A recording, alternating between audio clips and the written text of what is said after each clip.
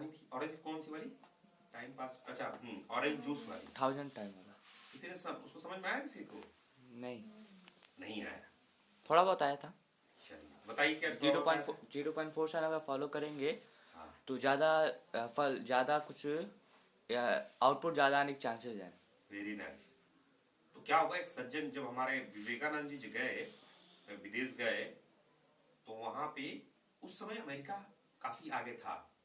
जब हमारे विवेकानंद जी वहां गए तभी America was quite developed. Developed मतलब ऐसा नहीं, बट बाकी देशों की तुलना में वहां काफी साइंस पे काम हो रहा था। आई थिंक टेस्ला उन्हीं के टाइम में थे। टेस्ला से विवेकानंद की शायद चर्चा भी हुई उस समय। साइंस टेस्ला पे भी कंपनी। टेस्ला नहीं, कंपनी। Tesla scientist.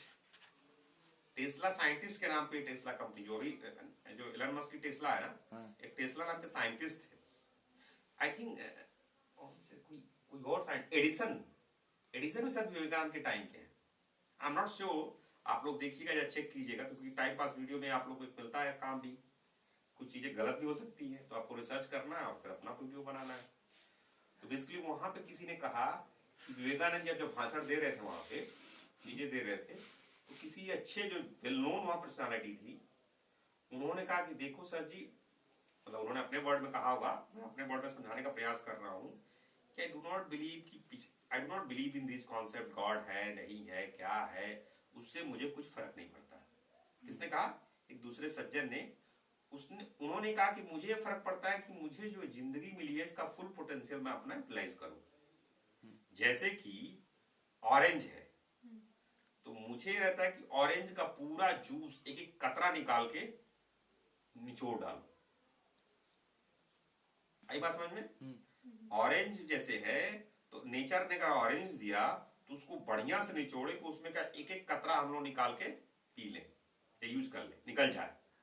सो ऐसे उन्होंने कहा कि मुझे अपनी लाइफ ऐसे जीनी है। वो जो दूसरे व्यक्ति थे उनको साइंटिस्ट कह लेते हैं या कोई भी वेल नोन मतलब इंटेलेक्चुअल कह लेते हैं। तो जो इंटेलेक्चुअल थे तो उन्होंने एक स्टेटमेंट दिया कि विवेकानंद जी, और वहां पर उनसे बातचीत जो भी हो रही थी, कि आपकी बातें ठीक है, आई एम नॉट अपोजिंग और I am list interested in these things. I want life ऐसी हो जिसको पूरा जूस निकाल सके, तो अपनी लाइफ को ऐसे जिए, ठीक है? तो हम लोग भी ऐसे ही हैं। हम लोग को किसी धर्म के खिलाफ नहीं है, और किसी धर्म जाति किसी से हमें कोई वो नहीं है।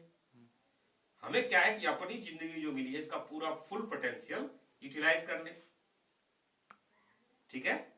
समझ में आ रही है? धन होना चाहिए, आर्थिक रूप से बौद्धिक रूप से हम विकसित हों और एक अच्छे इंसान रहे, यही तो हमारा मेन मकसद है। अब विवेकानंद जी ने उन व्यक्ति को कहा कि मैं भी यही कह रहा हूं कि ऑरेंज का जूस पूरा स्क्वीज करो, लेकिन जिस तरीके से आप कर रहे हो उस तरीके में ऑरेंज का जूस पूरा नहीं निकलेगा। लेकिन अगर अद्वैत वेदांत का समझ लिया आपने, अद्वैत को समझ लिया, तो आप उसी से 10,000 टाइम्स और निकाल सकते हो। मतलब उनके कहने का ये मतलब है कि आप जो ऑरेंज का जूस निकाल रहे हो, आप कितना भी सिस्टम अपना एफिशिएंट बना रहे हो उससे पूरा निकलेगा ही नहीं। लेकिन अगर अद्वैत फिलॉसफी से अगर प्रयास करोगे तो 10,000 टाइम्स निकलेगा। यहां तक बात क्लियर है?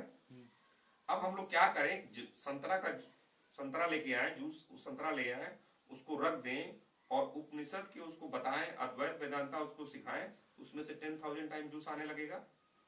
नहीं, ऐसा नहीं है ना? नहीं। हाँ, ऐसा नहीं है। ये मुहावरे होते हैं, चीजें होती हैं जिसमें कुछ कहना चाहते हैं, बताना चाहते हैं। तो जूस से उन सज्जन ने कहा कि मुझे जूस का पूरा जूस निकालना है, तो हमारे विवेकानंद जी ने कहा कि जूस आपका 10,000 टाइम्स निकलेगा लाइफ से। जिंदगी को लेकर कहा कि जिंदगी में अपनी पूरी पोटेंशियल हमें यूटिलाइज करना है, अपना बेस्ट करना है। तो उन्होंने 10,000 एक मेटाफर, एक समझाने का तरीका है कि बहुत अच्छा आप कर सकते हैं अगर आप अद्वैत को समझ लें। तो जो भी हम लोग गीता की बात कर रहे हैं, वेदांता के मेनली 3 स्तंभ माने जाते हैं। एक तो आपका गीता, उपनिषद एक माना जाता है, गीता माना जाता है, और तीसरा ब्रह्मसूत्र। जैसे हमारे सर कार्तिक सर कह रहे थे कि अगर हम G2.47 गीता का जो चैप्टर 2 और श्लोक 47 है, कर्मण्येवाधिकारस्ते मा फलेषु कदाचन। अगर हम फल की चिंता ना करो, कर्म करें, तो हमारा प्रोसेस और एफिशिएंट होता है। करेक्ट। वैसे ही अगर अद्वैत, हम लोग जो वेदांत भी जो रोशनी में डाला गया है, उसका पर्पज यही है। उसका पर्पज किसी को ही नहीं समझना है कि साधु बनना है ना भैया। हम लोग हिमालय वाले नहीं है, हिमालय नहीं जाना है। इसी धरती पे रह के, इसी समाज में रह के हमें एक एफिशिएंट के साथ, एफिशिएंसी के साथ अपना कर्तव्य निभाना है।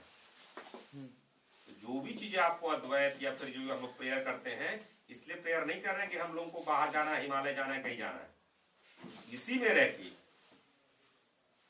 इसी समाज में रह के धन का भी अर्जन करना है, बौद्धिक विकास भी करना है और एक अच्छा इंसान भी बनना है।